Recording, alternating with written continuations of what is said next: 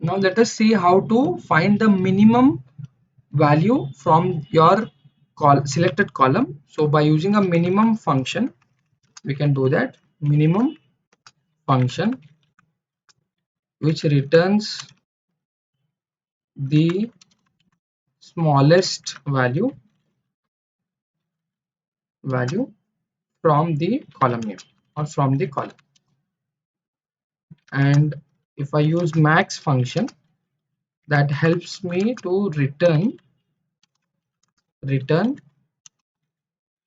maximum value from the column, from the selected column actually. Okay, from the selected column. So let me show you how this works. So let me use select and take a minimum function, and on which column do you want to run this? I want to run with the column name called by price, which is the column name is from this table, that is products table. So select minimum from the by price column from the products table.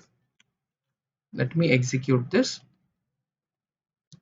So you can see in that by price column 15.91 is the minimum value. Let me copy this and paste it here just to save some time, and write max function here, and let me execute this. So inside that by price column 103.42 is having the maximum value.